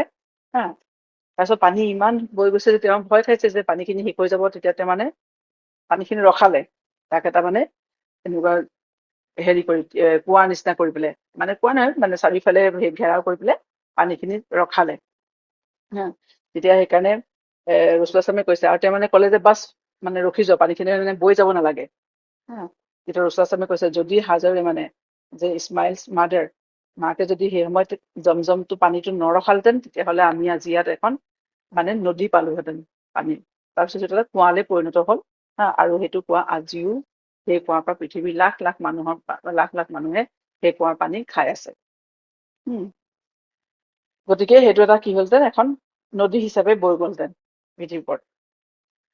যি কি নহওক তাৰপিছতে ৰসুলামে কৈছে যে তাৰপিছতে তেওঁ নিজেও পানী খালে, তেওঁ ল'ৰাকো খোৱালে, তাৰপিছত তাতে তেওঁ থাকিলে। সেই সময়তে কি হৈছে, এটা কবিলা জুৰহুম নামৰ এটা কবিলা সেইফালেদি পাৰ হৈ গৈছিলে। আৰু সিহঁতিও সেই সময়ত কি হৈছে, মক্কাত যিবোৰ মানে জাতি আছিলে, সিহঁতে সেই পানীৰ সন্ধানতে ইফালৰ পৰা সিফাললৈ ঘূৰি ফুৰে মানুহবোৰ। তাৰপিছতে সিহঁতি যাওঁতে তলেদি এনেকে এটা ভেলি দি মানে উপত্যকা দি গৈ থাকোতে দেখিছে যে কেইটামান চৰাই মানে উৰি আছে। সিহঁতি তাহাঁতৰ মানে যিজন নেতা আছে তেওঁ গলে যে বোলে এই চৰাইকেইটা সাধাৰণতে পানীৰ আশে পাশে থাকে, য'ত পানী থাকিব তাৰ ওপৰত সিহঁতি উৰে। গতিকে কৈছে ইয়াততো কেতিয়াও পানী নাছিলে, সিহঁতি সেই ঠাইডোখৰ দি কেইবাবাৰো অহা যোৱা কৰিছে, কেতিয়াও পানী দেখা নাই। তেতিয়া সিহঁতি তাত ৰখিলে অলপ দেৰি, তাৰপৰা মানুহ পঠিয়ালে, ক'লে যোৱাচোন চাই আহা সেই টিলাটোৰ ওপৰত পানী আছে নেকি, চৰাই দেখিছো। তেতিয়া আহি পেলাই দেখিলে সিহঁতৰ মানে যাক পঠিয়াইছিলে যে সঁচাকে পানী আছে। হেল্ল', শুনিছে? তাৰপিছতে তেওঁলোকে দেখিলে পানী আছে আৰু তাত এগৰাকী মাইকী মানুহ এটা সৰু কেঁচুৱা লৈ পেলাই আছে। তেতিয়া তেওঁলোকৰ লিডাৰ গৰাকী আহিলে, আহি আৰু তেওঁলোক এতিয়া হাজাৰ ইছলামক সুধিলে যে আমি এডোখৰ ঠাইত আমি থাকিব পাৰিমনে? কাৰণ তেওঁলোকে পানীৰ সন্ধানতে ঘূৰি ফুৰিছিলে আৰু তেওঁলোক অঘৰী জাতি আছিলে, য'তেই পানীৰ সন্ধান পায় তাতে তেওঁলোকে থাকি দিয়ে। তেতিয়া হাজাৰ ইছলামেও দেখিলে যে মানুহখিনি আহিছে, তেওঁ অকলশৰীয়া আছিলে, তেওঁ ভালেই পালে। তেওঁলোককো তেতিয়া সেই জুৰহুম জাতিটোক তেওঁ পাৰ্মিশ্যন দিলে তাতে থকাৰ। ঠিক আছে, খালি তেওঁ ক'লে যে তোমালোকে মানে পানীৰ ওপৰত তোমালোকৰ মানে হেৰিটো কণ্ট্ৰলটো নাথাকিব, পানীটো তেওঁৱে দিব তাৰমানে। ঠিক আছে, গতিকে তেওঁলোকে ৰাজি হ'ল আৰু তাতে তেওঁলোকে বাহৰ পাতিলে, তেওঁলোকে থাকিবলৈ ললে। সেই জুৰহুম জাতিটোৰ লগতে পিছত কি হৈছে, যেতিয়া ইছমাইল আলাইহিছ ছালাম ডাঙৰ হ'ল, তাৰপিছতে সেই জুৰহুমৰে এগৰাকী মানে নাৰীৰ লগত তেওঁ মানে বিয়া পাতি দিলে। আৰু সেই জুৰহুম জাতিটোৰ লগতে থাকি পেলাই ইছমাইল আলাইহিছ ছালামে আৰবী ভাষাটো আয়ত্ব কৰিলে। ঠিক আছে, গতিকে এইদৰে তেওঁ মানে সেই আৰবত ইছমাইল আলাইহিছ ছালাম থাকি গ'ল।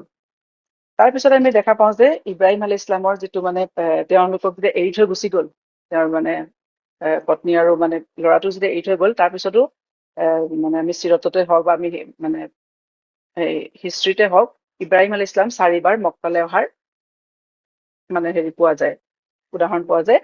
যে প্ৰথমবাৰতো আমি জানো যে সৰু ইছমাইল আলাইহিছ ছালাম সৰু আছিলে, তেতিয়া সেই জবহ কৰা যিটো কোৰাণত মানে হেৰি আছে, ঘটনাটো উল্লেখ আছে। এতিয়া কি হৈছে, যিহেতু এতিয়া মানে ইছমাইল আলাইহিছ ছালামৰ বিয়াৰ পিছতো কি হৈছে, এবাৰ ইব্ৰাহিম আলাইহিছ ছালাম আহিলে মক্কালে। মক্কালে আহিলে তেওঁৰ ঘৰলে, ইছমাইল আলাইহিছ ছালামৰ ঘৰলে। তেতিয়া ইছমাইল আলাইহিছ ছালামৰ মাকৰ অলৰেডি মৃত্যু হৈছে। আহিলে তেওঁ ইব্ৰাহিম আলাইহিছ ছালাম, তেওঁ ঘৰত ইছমাইল আলাইহিছ ছালামক নাপাই পেলাই তেওঁৰ ঘৈণীয়েকক পালে, ইছমাইল আলাইহিছ ছালামৰ। তেতিয়া সুধিলে ইব্ৰাহিম আলাইহিছ ছালামে, খবৰ খাতি ললে যে তোমালোকৰ জীৱন কেনেকে চলিছে, কেনেকে কি কৰিছে, কি হৈছে। ইছমাইল আলাইহিছ ছালাম আচলতে তেতিয়া জীৱিকা উপাৰ্জনৰ কাৰণে তেওঁ ওলাই গৈছিলে। তেওঁলোকে সেই সময়ত মানে জীৱিকা উপাৰ্জনৰ হেৰি আছিলে যে মানে তেওঁলোকে চিকাৰত যায়, জীৱ জন্তু চিকাৰ কৰি আনে। ঠিক আছে, গতিকে ইব্ৰাহিম আলাইহিছ ছালামে সুধিলে তেওঁৰ বোৱাৰীকক যে মানে কেনেকুৱা জীৱন যাত্ৰা। তেতিয়া ইছমাইল আলাইহিছ ছালামৰ ৱাইফে মানে ঘৈণীয়েকে খুব কমপ্লেইন কৰিলে যে আমাৰ চলিবলৈ ইমান কষ্ট, আমাৰ একো নাই, হেৰি নাই।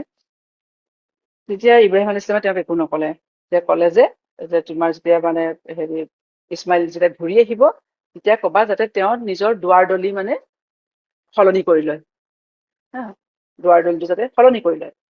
তাই এনেকে কৈ পেলাই কি হৈছে, ইব্ৰাহিম আলাইহিছ ছালাম গ'লগে। তাৰপিছত ইছমাইল আলাইহিছ ছালাম আহিলে, তাৰপিছত দেখিছে ঘৰখন অকণমান সলনি হোৱা কিবা এটা। তেতিয়া সুধিলে ঘৈণীয়েকক যে কোনোবা আহিছিলে নেকি। তেতিয়া তেওঁৰ ৱাইফে ক'লে, ঘৈণীয়েকে ক'লে যে হয়, এজন মানে বুঢ়া মানুহ এজন আহিছিলে, তেওঁ মানে বহুতখিনি কথা ক'লে, তেওঁলোক ধুনীয়াকৈ মোৰ লগত কথা পাতিলে, মোক সুধিলে কেনেকুৱা অৱস্থা কি অৱস্থা, মই সকলো ঘৰৰ অৱস্থাৰ কথা ক'লো। তেওঁ আপোনাৰ কাৰণে দুৱাও কৰিছে, আৰু তেওঁ কৈছে যে আপোনাক এটা কথা ক'বলৈ কৈ গৈছে যে ঘৰৰ মানে দুৱাৰ দলিটো সলনি কৰি ল'বা। তেওঁৰ কথা শুনি তেতিয়া ইছমাইল আলাইহিছ ছালামে বুজি পালে যে সেয়া তেওঁৰে আব্বাক ইব্ৰাহিম আলাইহিছ ছালাম হয়। আৰু তেওঁ তেতিয়া যেতিয়া গম পালে যে আব্বাকে কৈ গৈছে যে ঘৰৰ দুৱাৰ দলি সলনি কৰি ল'বা, অৰ্থাৎ তেওঁক মানে কৈছে যে সেই ঘৈণীয়েকক মানে তালাক দিবলৈ। হা, আৰু তেওঁ সেইমতে সেইগৰাকী মানুহক তালাক দিলে। তাৰপিছতে তেওঁ সেই জুৰহুম কবিলাৰে যিজন লিডাৰ আছিলে তেখেতৰ জীয়েকক বিয়া পাতিলে। তাৰ আকৌ অলপ বছৰ গ'ল, তেনেকে অলপ বছৰ যোৱাৰ পিছতে আকৌ এবাৰ ইব্ৰাহিম আলাইহিছ সালাম আহিলে মক্কালে, আৰু সেইবাৰো তেওঁ ইছমাইল আলাইহিছ সালামক ঘৰত নাপায়। তেতিয়া আকৌ তেওঁ দেখিলে যে তেওঁ মানে পত্নীক পালে ইছমাইল আলাইহিছ সালামৰ, তেওঁৰ লগত কথা পাতিলে। কিন্তু ইয়াৰ পৰা লাগে যে ইব্ৰাহিম আলাইহিছ সালামে চাগে নিজৰ পৰিচয়টো দিয়া নাছিলে।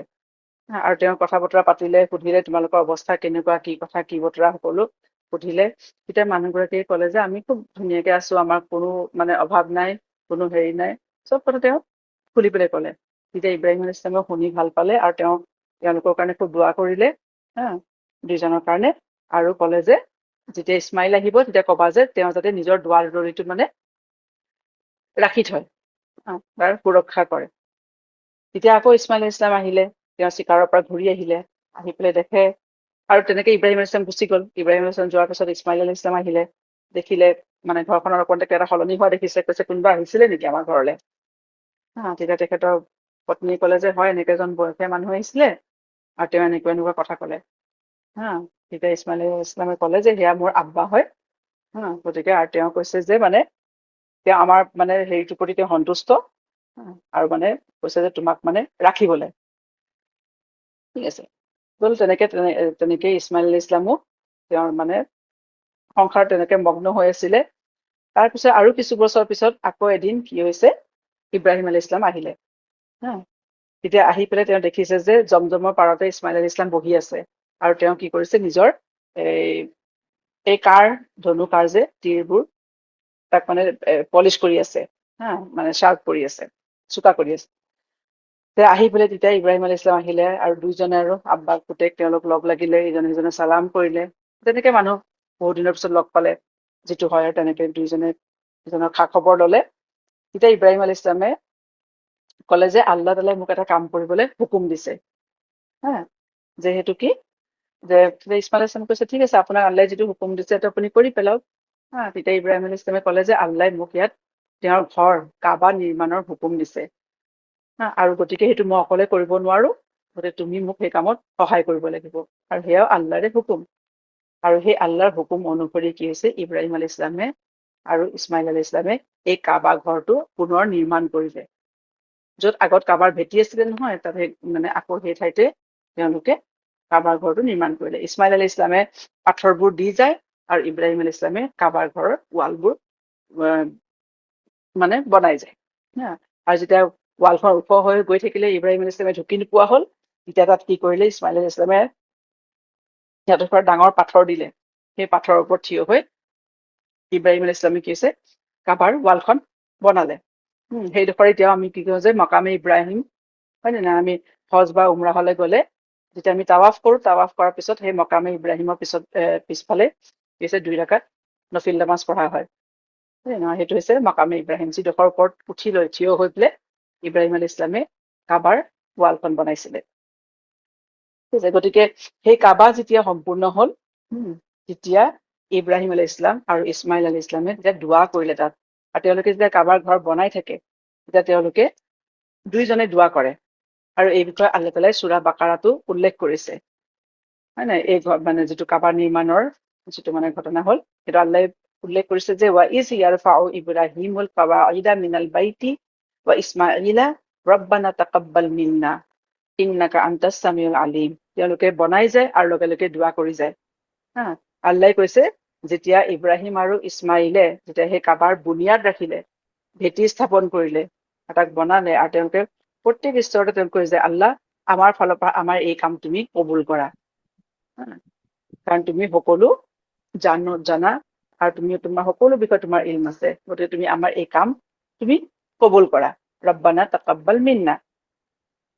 তাৰপিছত যেতিয়া কাবাৰ কাম সম্পূৰ্ণ হ'ল, কাবা নিৰ্মাণৰ, তেতিয়া ইব্ৰাহিম আলাইহিছ সালামে তাত ৰখি সেই কাবাৰ সন্মুখত ৰখি তেতিয়া দোৱা কৰিলে, যিটো আমি সূৰা বাকাৰাত সেই দোৱাটো আমি পাওঁ যে ৰব্বানা ৱাজআল মুছলিমাইন লাকা ওয়া মিন যুৰৰিয়াতিনা উম্মাতান মুছলিমাতান লাকা, যে আল্লাহ তুমি আমাক মুছলমান কৰি বনোৱা, মুছলমান হিচাপে ৰাখা, তোমাৰ মানে চাবমিচিভ কৰি ৰাখা। আৰু অকল নিজৰ কাৰণে নহয়, কৈছে ৱামিন জুৰিয়াতিনা, আৰু আমাৰ সতি সন্ততি সকলকো তুমি মুছলমান কৰি ৰাখা। আৰিনা মানাচিকানা, আৰু আমাৰ হজৰ মানাচিকবোৰ, আমাক ইয়াৰ মানাচিকবোৰ, তোমাৰ ইবাদতৰ যিবোৰ ঠাই, সেই স্থানসমূহ তুমি আমাক দেখুওৱা। ৱাতুব আলাইনা, আৰু আমাক আমাৰ তৌবা কবুল কৰা। ইন্নাকা আন্তাত তাওৱাবুৰ ৰাহিম, কাৰণ তুমি তাওৱাবুৰ ৰাহিম হয়।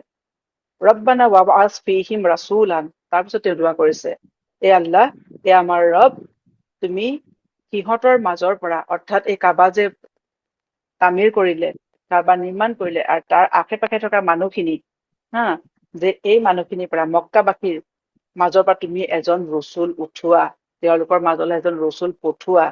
মিনহুম, সিহঁতৰ মাজৰ পৰাই, ইয়াতলু আলাইহিম আয়াতিকা, যি সিহঁতক পঢ়ি শুনাই তোমাৰ আয়াতসমূহ, যি সিহঁতক শিকাব তোমাৰ আয়াতসমূহ, অৰ্থাৎ তোমাৰ যিবোৰ নিৰ্দেশ, সেইবোৰ সিহঁতক শিকাব।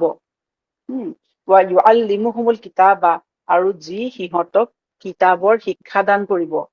ৱাল হিকমা, আৰু জ্ঞান দিব। য়ুজাক্কিহিম, আৰু সিহঁতক পাক কৰিব।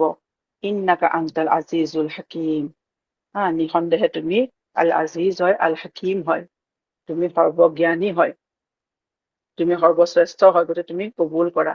গতিকে ৰসুল ইছলামে কৈছে, ৰসুল ইছলামৰ যে মক্কালে অহাৰ, নবী হিচাপে অহাৰ হেৰি হৈছে, সেয়া হৈছে ইব্ৰাহিম আলাইহিস সালামৰ দোৱা। যিটো জৰিয়া হৈছে, সেয়া হৈছে ইব্ৰাহিম আলাইহিস সালামৰ দোৱা। সেই ইব্ৰাহিম আলাইহিস সালামৰ দোৱাৰ বৰকতেৰে আল্লাহ সুবহানাহু ওয়া তাআলাই তেওঁৰ শেষ নবীক আল্লাহ মক্কালৈ পঠিয়ালে, আৰবসকলৰ মাজত পঠিয়ালে। আৰু সেই দোৱাটো কেতিয়া কি হৈছে, ইব্ৰাহিম আলাইহিস সালামে যেতিয়া কাবা নিৰ্মাণ কৰিছিলে, তেতিয়া সেই দোৱা কৰিছিলে। আৰু চাওক, সেই দোৱা কেতিয়া কবুল হল, প্ৰায় 2000 বছৰৰ পিছত সেই দোৱা কবুল হৈছে। নবীৰ দোৱা ইমান দিনৰ পিছত কবুল হৈছে। আৰু আমাৰ মানুহৰ কি হৈছে, আমি দোৱা কৰি থাকো যে আমাৰ দোৱা কিয় কবুল নহয়। আচলতে মানুহে যেতিয়াই দোৱা কৰে, মানুহৰ দোৱা কবুল হয়। আৰু সেই দোৱা কবুল হোৱাৰো আচলতে সময় থাকে। সেই সময়তহে দোৱাটো কবুল হব আচলতে, প্ৰথম কথা। আৰু কেতিয়াবা মানুহৰ যদি দোৱা কবুলো নহয়, এইটো যে আল্লাহ আচলতে তাৰ ঠাইত মানুহে যিটো খুজি আছে, সেইটো আচলতে ইমান উন্নত মানৰে নহয়, যে আল্লাহ তাৰ ঠাইত তেওঁক ভাল বস্তু দিব। আচলতে মানুহে বুজিয়ে নাপায়, আমি বুজি নাপাওঁ, আমি দোৱা কৰি থাকো, কিন্তু আমি ভাবো যে আমাৰ দোৱা কিয় কবুল নহয়। আচলতে মানুহৰ দোৱা কবুল হয়। কিন্তু মানুহে এইটো সেই সময়ত মানুহে উপলব্ধি নকৰে। আৰু দ্বিতীয়তে, যদি কেতিয়াবা হয় এনেকুৱা বস্তু, মানুহে খোজে যে সেইটো দোৱা আল্লাহ দুনিয়াত নিদিয়ে, আখিৰাতৰ কাৰণে আল্লাহ থৈ দিয়ে। গতিকে দোৱা কবুল হোৱাৰ বহুতো মানুহৰ কেইবাটাও স্তৰ আছে, ঠিক আছে। গতিকে সেই ইব্ৰাহিম আলাইহিস সালামৰ দোৱাও আল্লাহ কবুল কৰিলে, আৰু সেই দোৱাৰ বৰকততে নবী সাল্লাল্লাহু আলাইহি ওয়াসাল্লামৰ মক্কাত জন্ম হল। তেওঁক মক্কাৰ বাসীৰ মাজৰ পৰা তেওঁক নবী হিচাপে উঠোৱা হল, ঠিক আছে। গতিকে আজিলৈ ইমানতে শেষ কৰিলো। ইনশাআল্লাহ অহাবাৰৰ পৰা আমি নবী সাল্লাল্লাহু আলাইহি ওয়াসাল্লামৰ বিষয়ে জানিম। وآخر دعوانا أن الحمد لله رب العالمين سبحانك اللهم وبحمدك نشهد أن لا إله إلا أنت نستغفرك ونتوب إليك. السلام عليكم ورحمة الله وبركاته.